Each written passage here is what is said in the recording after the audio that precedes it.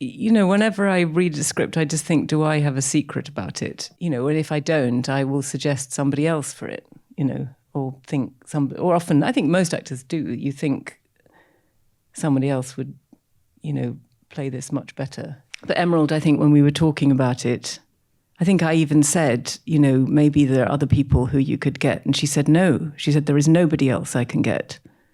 And that's always a very arresting thing. If you realize somebody's actually thinking about you very seriously. And actually that was the same with David Fincher, because I sort of thought we were having a general meeting. And then I realized he was seriously homing in on me in the way that he does. And that's a very unnerving feeling.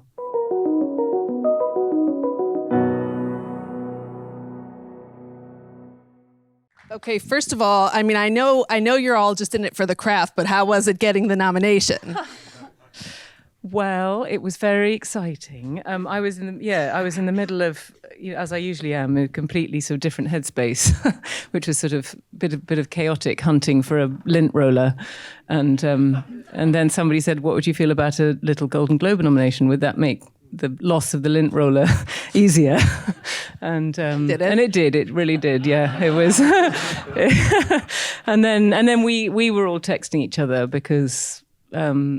I think for this film more than any, I don't think any of the characters or the performances exist on their own. I think it's the way Emerald works. She sort of insisted that we all, were present all the time, as in we're obviously going to be present while we're working, but also off camera. She didn't want anyone disappearing back to trailers, and we were all hanging out in a green room. And through that process, which was a very clever idea of hers, we got to know each other really well, laughed a lot, were very silly and also serious at times, and the performances and the characters grew from that. So I really think Elspeth only exists in relation to all of these other people. It's because she has Barry as Oliver to react to, she has these guys to react to, because Richard is her husband, because Jacob and Alison are her sons, because Archie's her nephew. It's all more than almost any other film. Sometimes you get actors, you're all actors. Some people come with their performance all intact already, and you think, well, quite honestly, I could be anybody, and their performance would stay the same, But in this, I don't think that's true. That's so interesting. First of all, way to start and answer 10 of my questions. Oh, sorry. I've had a lot of coffee today. Sorry. You can tell me. Just do a kind of quiet. No, it was all perfect. I'm coming back to everything that you said, but I want to just rewind to when you all first read the script.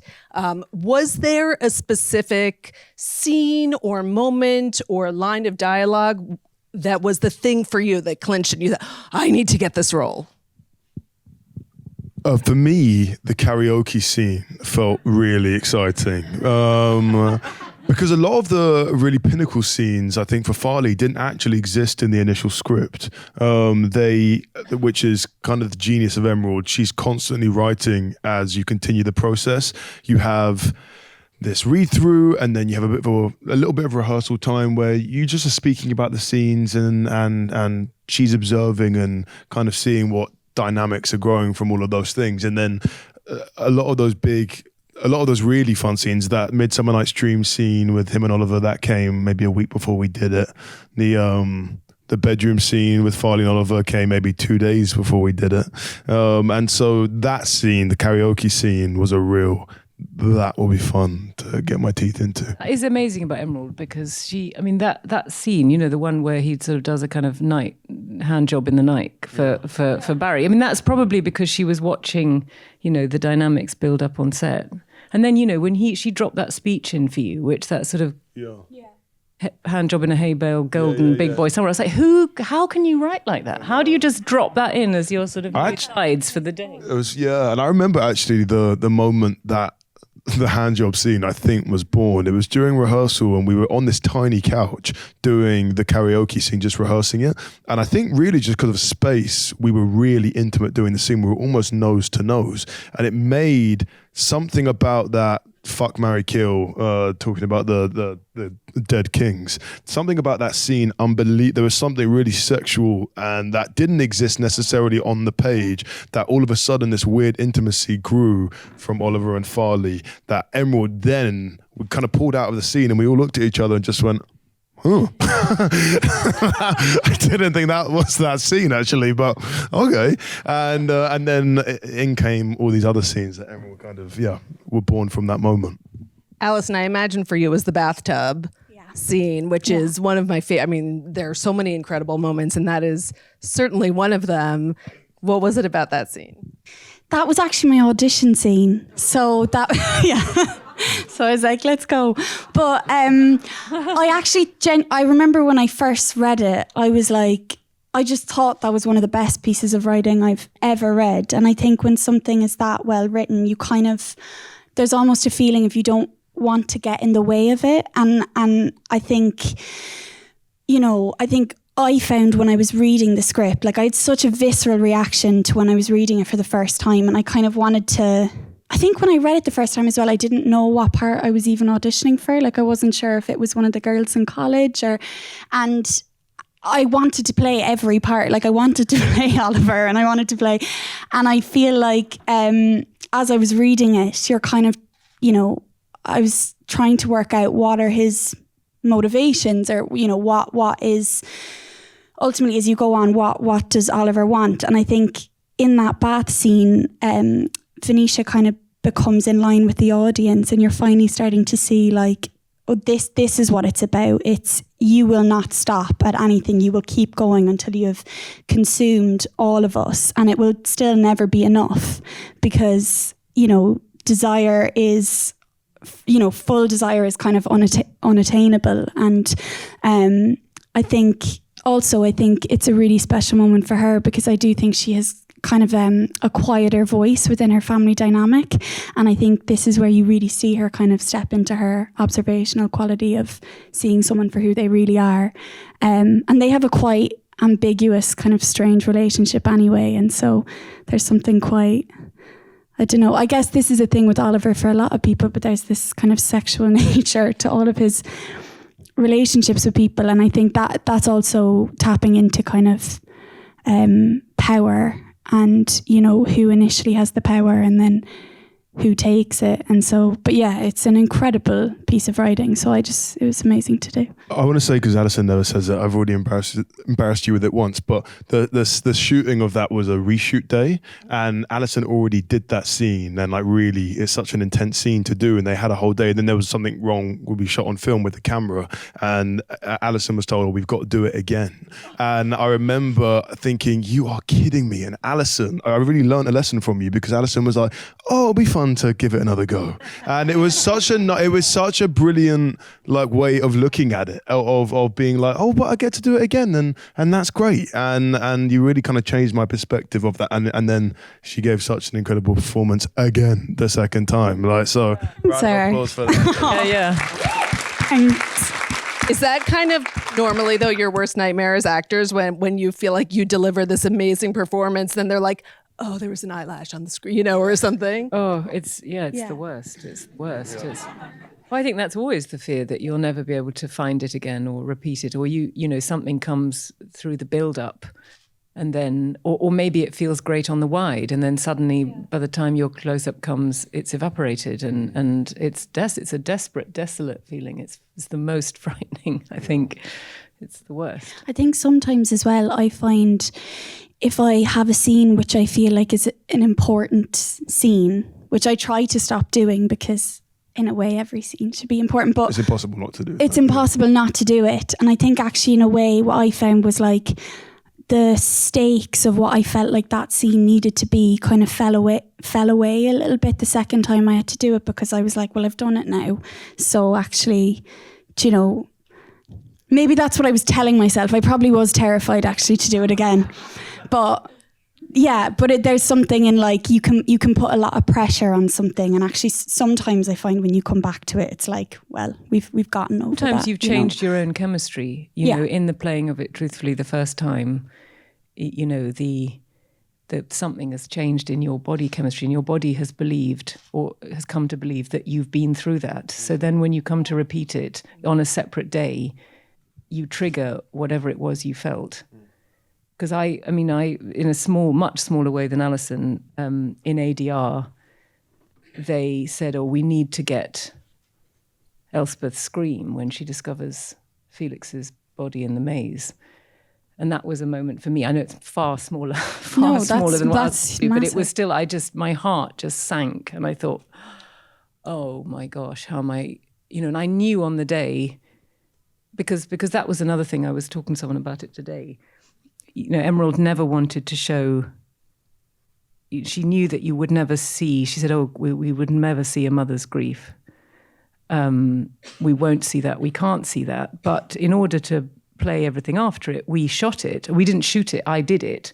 And Jacob, being the person he is, was made up and on the floor at the center of the maze. So me as Elspeth has experienced that, and that's where we got the scream from. And then the sound wasn't prepared quite for what would come out, and they didn't know that it would only be once, and they didn't get it. So then in ADR, we had to do it, and Emerald we were in this booth, and she said, well, there's actually a curtain, so I can close the curtain, so you don't see any of us. And then out this came, because it's there in you somewhere. So maybe that was the same thing. It was in there. The feeling, the body remembered. That's so interesting to me that you went through the scene, even though there were not cameras going at that point. Was that something that you and Emerald talked about, of I need to actually go through this in order to play what's on the next page kind of thing? Well, because Elspeth is the sort of woman who is so terrified of real emotion and has no landscape for experiencing it, because like so many people in the British upper classes, they've probably been educated at a boarding school, raised by people who don't love them. They've had to kind of button up and shut down. And so when tragedy hits, she feels like anybody, but it's so frightening. I think she just sees an abyss that's going to suck her down, that she immediately resorts to the crutch, which is lunch, and it doesn't mean she's not feeling. It just means that she clings like a life raft. And by the time we see her in the film, she's already on the life raft. And we watch everybody else. It's why it's such an extraordinary scene from that amazing angle that Emerald. And I also think it is the reality of grief. Like, we do such strange things and we dissociate and we cling on to things that, lunch is something we can hold on to, of lunch is at this time and lunch won't change and I won't lose lunch. That I can go to lunch and I can try and cling on to some reality that makes sense to me. And I think actually I find that scene in a weird way, I really get it, because when the worst has happened, and Emerald says this all the time, like, I think you say, what is there to do, darling? I think, and what is there to do? So lunch is kind of the thing to hold on to. But from your initial question of, was that the doing the scene that wasn't present, we did that quite a lot. We would often improvise our way into scenes. Often, I mean, the scene, the kind of where you meet Oliver for the first time, where you meet the family for the first time with Oliver in the library. That whole moment until Oliver enters is an improv, and we maybe did 12 different versions of them, talking about different. I can't remember what we were talking about. So many of them really cracked me up. It was you and Paul. I've been Liverpool. Oh no, that made it in, didn't it? Yeah, the Liverpool one. The Liverpool one to make it in. But there was just so many versions of that. Or Emerald would come over in your ear and say, "Ask Rosamund about what it was like when she was up against Kate Moss for a job," and then eventually when you feel like it, start the scene, and you would talk for maybe 10 minutes, and then you would say the job or whatever it was. There was a 1,000 different versions of that, of Ask Elspeth this, and then we just would have a conversation about something for however long. It was so much fun. Yeah. And is that something that you knew that going into it, this is how Emerald works? Because this is okay. And in light of that, were you like, oh shit? Or were you super excited? Excited for me. It was great. I think I was a bit oh shit, but I was happy to watch and observe and learn and then have a go. I feel like you do that. Maybe, am I right in saying that you do that? That's something that you do anyway? Because I remember on our very first day, it was our very first scene. It was the scene that we did where Farley's being caught stealing, and we're being kicked out, and we were waiting in the room before we enter into the hallway. And you said something to me. You said, "I just cannot believe you've done this." And I said, "Sorry, what was that?" And then I realised that you were speaking to me as Elspeth. And then I was like, "Oh!" And then we just went into the scene out of the room. We started talking for maybe 5-10 minutes before Emerald said action, and then we went into it. And then, but that's something that you maybe feel comfortable with, or just with Elspeth? Ooh, maybe I do that. Is that something you do with other? I guess I do. Yeah. I guess. Yes, I suppose so. But yes, I may be more in private, but sort of Not anymore. Not anymore. Yeah. Apologies. But then this was. I mean, I don't think I'm the world's best improviser, but You are. I You The world's worst, absolutely that's for are. know that when I know what the character, I think it's very subtle, because I don't think I am very good. But I think when I know how the character behaves, and because Emerald had written, I knew exactly who Elspeth was, and basically in every situation, if you were asked, what was it like being up against Kate Moss, you just think, what is the most self-centered position I could take on this?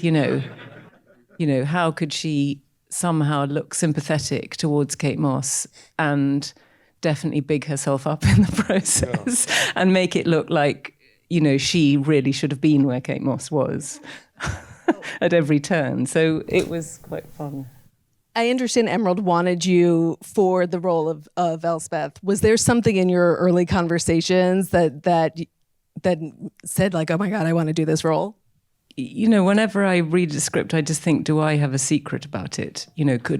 Do I have do I know something that would mean that I could, and if I don't, I will suggest somebody else for it, or often, I think most actors do, you think somebody else would, play this much better. I remember doing Gone Girl and thinking Ben Affleck would have much preferred it to have been Sienna Miller. And probably to this day he would have preferred that. But no, you know what I mean. But you're always thinking of somebody else, and even often in the moment of doing it, you think, oh God, if only they'd had so and so. But Emerald, I think when we were talking about it, I think I even said, maybe there are other people who you could get, and she said no. She said there is nobody else I can get.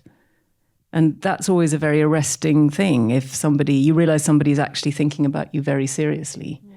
And actually that was the same with David Fincher, because I sort of thought we were having a general meeting. And then I realized he was seriously homing in on me in the way that he does. And that's a very unnerving feeling, because you think as an actor that everybody is just having a general meeting with you. Right. That nobody is actually deciding that it is you. Have you ever turned down a role because you thought, did you ever actually say, no, you should get this person? I definitely have done that, yeah. You have? Yeah, but I can't think of a specific example now. But I definitely have, yeah. Wow. Yeah.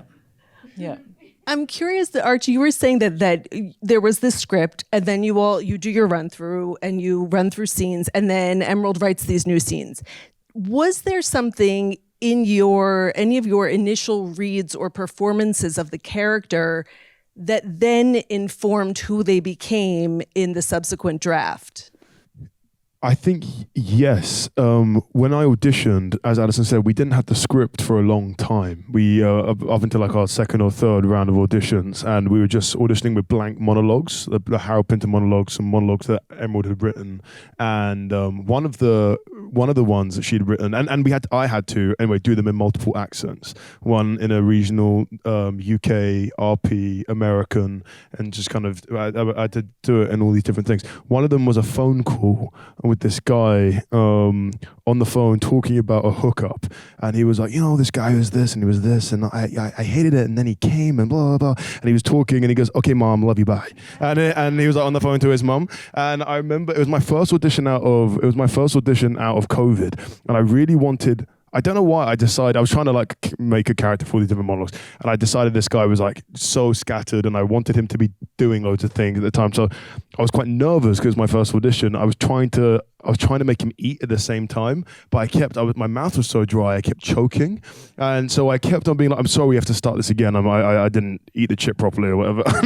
And I kept stopping. And then I'd maybe stopped it one too many times that I started choking, and I just continued the monologue through the choke, getting more pissed off at myself that I was choking. Sorry for swearing. Getting more annoyed at myself that I was choking. And it became, I don't know what it became, but Emerald, one of our very first scenes, she said, remember that guy that kept on getting annoyed at the world because he was choking?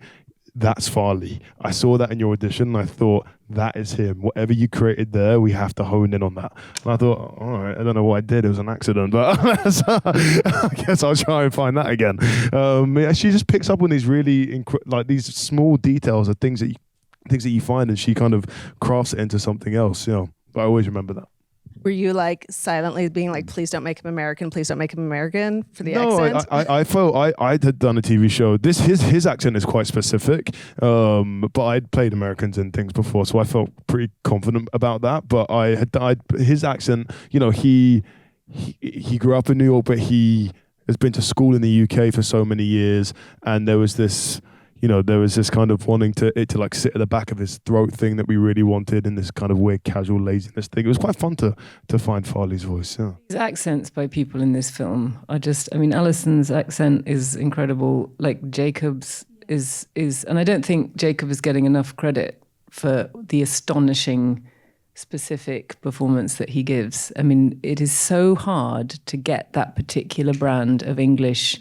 Both of you, both Alison and Jacob, who are not, of that world or speak in that way, just pitch perfectly, deliver it. And because it's so deft, I almost think it's passing people by of quite how brilliant it is. No, it's not passing people by. Clearly, he's getting a lot of recognition, but it's just to have that charm and the sort of that kind of lazy, what is the word? The sort of lazy entitlement, and be a kind person, but also oblivious, and that sort of I'm a nice guy. Yes, yeah, it's just so good. Yeah. I want to just go back to how you started, and you were talking about how everyone was there, and I know you lived at the house for a while. Isn't that insane? It is wonderfully insane. Did that feel different for you as far as a project that you had been acting on? Like it sounds like a theater company in some ways, the way she ran it, the set. Yes, it was. I mean, I'm sure that was probably Emerald's maneuvering too, don't you? That I stayed there somehow. It was probably. Did she ask you, or did you decide? I think Emerald was offered this wing, or it was the nanny wing. It was the nursery wing of this. We can't. I mean, the film doesn't really describe to you kind of how massive this house was. 179 rooms, I think. I see. Somebody asked me that this morning. I didn't know. I said I'd do some research. Yeah, now I have. 170. Okay. I saw that interview. But because it's not the sort of film that fawns over the lavishness of the house. Emerald didn't want to do the kind of great big pan down the, to sort of really glamorize the house. She almost wanted to whip by. So you were like, sorry, what was that I just saw?